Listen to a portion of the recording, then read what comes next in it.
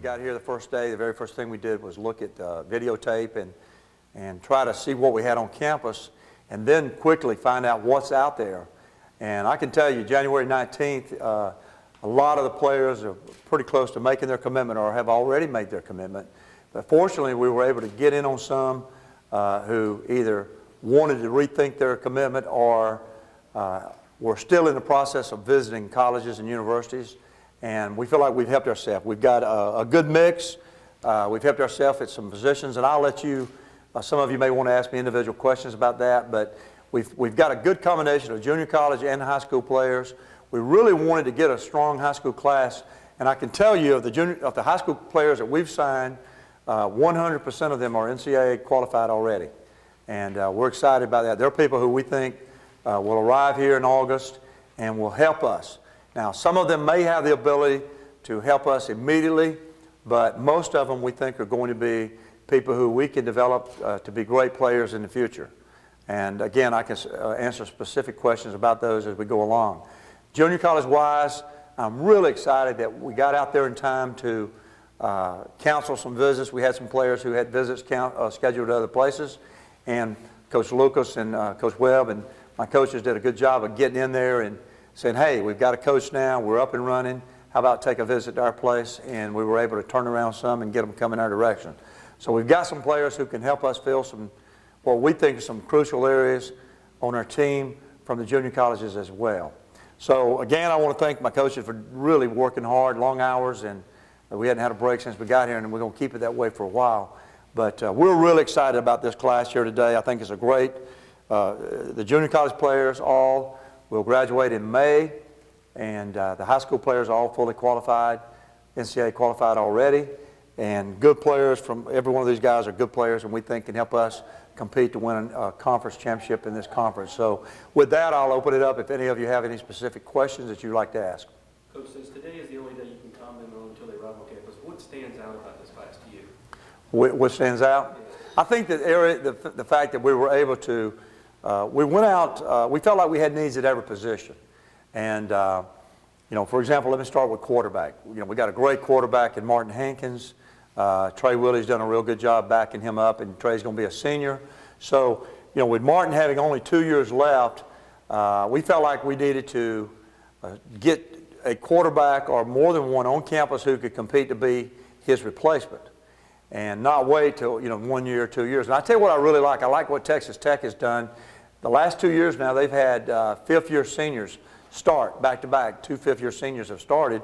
And so I'd like to see us get to that point where we don't have to play a freshman quarterback or a sophomore quarterback. Now, we were fortunate to get a guy like Martin, and I think we've got 3 guys here. We went out saying we wanted to get 2. And what happened is Coach Highsmith and my coaches did such a good job recruiting, and we were very honest with these young men that we were looking not for a guy to come here and think the position was going to be handed to him, but we were looking for a guy to come here and understand that he had to compete to be the next starter. And, you know, we like to think that we can redshirt these guys, but, you know, that decision won't be made till we get into camp. We obviously thought that was a position where we were real thin, and that's a, you know, with our offense, you need to have some people ready to get off the bench and go to work. And so we think we've got 3 really good ones here, and I can elaborate more specific on them individually. But offensive line, I felt like we had some gaps there. We lost some seniors last year with a lot of experience, and we've got some people on campus. Fortunately, Coach Mummy had signed 2 players at midterm, and their names are on here, and we've added 2 more to that group. So we think that's an area now where we've got some JC help again coming. And that's a position where you got a bench up there close to 400 pounds, and you got to be a 500-plus squatter to really have a chance to compete successfully at this level of football. And so getting a junior college player will help us have some guys who can compete at that point immediately, hopefully. Over on the defensive side, we were trying to get help at every position. We did get a real good corner, junior college corner, who we're really excited about. Some help at the linebacker position, and a lot of help up front. We got a nose guard from Holmes there, who we were real high on, and we got 2 defensive ends, one of which will probably move inside. He's 6'5", about 250. Walter Vaughn there, actually 6'4", 260, and he'll move inside and probably be an inside player eventually. You only spent 1 year coaching high school football at Georgia last year. but yet you bring 6 guys over from that state. That was, say, a lot of what you did while you were there in Georgia. Well, I'll tell you what, Georgia's my home state where I grew up, and I was the head coach at Middle Georgia Junior College, and we do have some good associations over there. Let me say that our goal is to recruit Louisiana youngsters. This program was started to give youngsters in the North Shore and the Baton Rouge and the River Parish area and all around New Orleans a chance to come, and that's what we want to recruit those areas. But we didn't get here to January 18th, January 19th, and many of these youngsters had already made up their mind or were close to making up their mind. And fortunately, I think fortunately for us, these guys that you see here, and I can elaborate more specifically on them, they were still in the process of trying to decide where they wanted to go. And because of my relationship with their high school coaches, we were able to cut through some of the recruitment.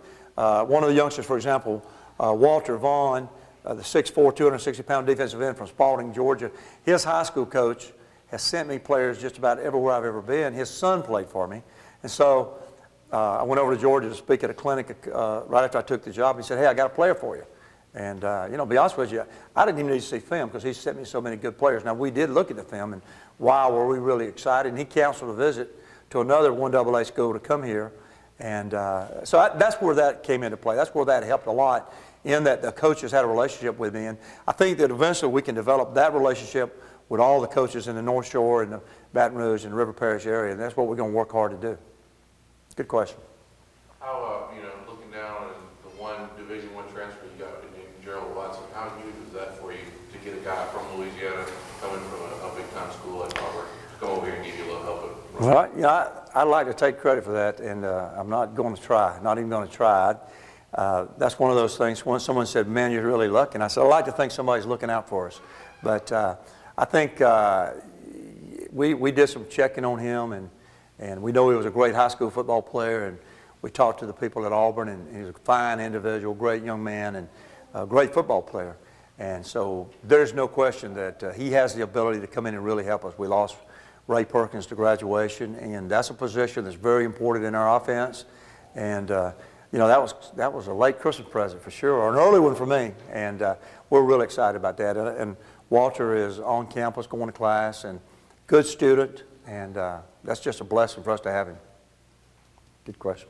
And you talked about how fast. Were you able to get players that maybe you wouldn't have gotten before just because of the stamp that the program's done the last couple of years? Being able, you didn't come out the first 2 years and go 1-10, 2-8, but you had a moderate amount of success. Were you able to get players? I think especially with the junior college players, we went head-to-head with some pretty reputable 1AA programs out there, and even a Division I program in Wincash. And I think the fact that we've had some success with the junior college players we brought in the first 2 years, I think the fact that we've won some games, I think our facilities, they see that we've got an administration committed to being first class, and they can see footage of us playing people from this conference already. I think there's no question that helped a lot. I think it helped also with the high school youngsters. Coach, in this type of offense, so much pressure is placed on the quarterback. Can you talk a little bit about all 3 of your quarterbacks and what they do? The ones we got coming in? Yeah, the first youngster is a guy named Brandon Jones from over in Georgia at Collins Hill. And Brandon is he is a player. He's about 6. I don't know how we list him, but I think he's about 6'4", if I remember. I played against him at North Gwinnett. His team went to the playoffs this year, and I want to say they were 9-1. They won the region championship, and as we played against him, he was kind of a running, throwing type quarterback, 6'4", athletic kid.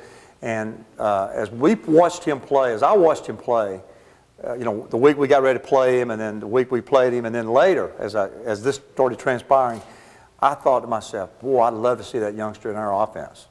And he's a baseball player, he's got a good arm, and all of those things. But the thing that probably sold me on him was they played, I think it's the longest high school football game in history. I think it's the longest. They went into 6 or 7, I think it was 7 overtimes. Is that correct? 7 overtimes. They played in their first round of the state playoffs. And he got cramps in the first overtime and played 6 more overtimes with cramps and willed his team through to win that ball game. And that's the kind of competitiveness and the willpower that I want in a quarterback. He's a tough youngster. And, their idea of passing the football was probably 3 or 4 times in the first half. And depending if they were behind or whatever, maybe 3 or 4 more times in the second half. But in our system, we think, I can't wait to see what he looks like. We'll get him in our deal. The second young man, the Babin young man, I think that Brian is, again, he's tall. He's 6'4", 180-pounder, and there's no telling how good he can be. You know, he had a great junior year. In fact, he threw for more yardage his junior year than he did his senior year. I think he got injured a little bit, but we've got a history there. We know his brother, and but that had nothing to do with the fact that we wanted him. And I think the fact that we run this offense had a lot to do with the fact that he was interested in us, and in fact that he has an identity with our university. And again, we're excited about him. I think that he does some good things. You know, again, there'll be a good competitive race going there. And the third youngster that we've got signed up is Zach Harrington from over in Oak Grove, Mississippi, Hattiesburg. And I told Martin this week, I said, you know, Martin, I said, if Zach was to materialize as your successor, I said, you know, we might get a little thing going like the Pennsylvania, the Three Rivers area had going with all the great quarterbacks that came out of there. Of course, he liked that. But Zach is, I think he threw for 3,600 yards this past year and just had a great year. Took his team to the deep in the playoffs, I think to the championship game. And just his first year starting as a quarterback, because he followed a great quarterback. So he's kind of in that mode that I'm talking about before. They had a kid named, I can't even remember his name, but not important, but they had a kid who was a really high-powered passing quarterback, and he got his chance as a senior and took his team all the way there and 3,600 yards passing. So, again, we got 3 guys that are tough. This guy's he's a tough quarterback, and he's a competitor. So I think that this gives Coach Highsmith something now to go and start working with immediately in August. And not to say that we're preparing them down the road, because, you know, you're only one injury away from your next player, and God forbid we'd ever have to think about that. But from day one, Coach Highsmith can begin to work on the mechanics and the fundamentals and teaching this offense, and we'll see what happens over the course of the time. Is it your goal for Martin to take these guys underneath his wing and kind of like show them the ropes? And No question. I told Martin that. I've made that clear to him. Martin can be the best coach on this staff in terms of that. I think that players learn from players, and it doesn't matter whether it's quarterback, offensive line, or defensive line. You know, Coach Highsmith and I, we understand quarterback and we understand the mechanics of quarterbacking, but we're not really pretty demonstrating it. And that's where Martin comes into the picture, and just that him talking to them and talking to them in drills and emulating the techniques that we want. And then above all that is the knowledge that he has that they can learn from. And it's a great opportunity. Again, that's why we wanted to go ahead and get a start on that now instead of waiting one more year. Good question. Coach, I saw the smile come across your face when you mentioned Gerald Watson coming from Auburn, but I also noticed another guy down here, Sam Savoy, which I got a feeling you know a little bit about. But with that, and with Perkins carrying the ball about 80% of the time, probably last year, if not more, do you feel comfortable with your depth there, or is there anybody else maybe out there that you're still after? Well, there's definitely, you know, we've got a couple other youngsters on campus that I think are good players. Matter of fact, Walter comes from Spalding, Georgia, and we've got a running back on the campus here that already, who I think is a good player. That Walter went to the same high school as him. But Sam, let me answer. You got 2 questions there. Sam Savoy is probably the tough. We had 4 players signed Division I this morning at North Gwinnett, and Sam Savoy is probably the toughest, most competitive. He's the 5th player that signed, and he's probably the toughest, maybe the most all-around athletic of all that group. But the problem with him was he was 5'9", about 185, and you know, people get hung up on an inch, or sometimes college coaches, recruiters get hung up on an inch or 5 pounds or whatever. And so every recruiter that came through, and we had about 100 of them come through there, and every one of them I told, I said, if I'm in a Division I AA program, I'm going to sign Sam Savoy. Had no idea I was going to be here. And so when I got the job, I remembered that. And so I said, hey, I called him up and I said, Sam, I want to talk to you. Are you interested? Sam, he had other 1AA people talking to him, but we beat him to the punch. But Sam was a running back his junior year in a wing T offense and rushed for almost 1,000 yards. And when we went in there, we decided to 2 platoon. And I sat him down and I said, Sam, I need you to play cornerback. You're the most athletic team I've got, or player I've got. I need you to be a corner, and I'm probably not going to let you run the ball very much. Try to let you run it a little bit. And, okay, Coach, I'm a team player. And he went out and had 8 interceptions, made second team All-County. And if you understand anything about All-County and Gwinnett County, there's 18 teams, 5A teams in that county. I mean, it's some of the, probably the best football in the state of Georgia.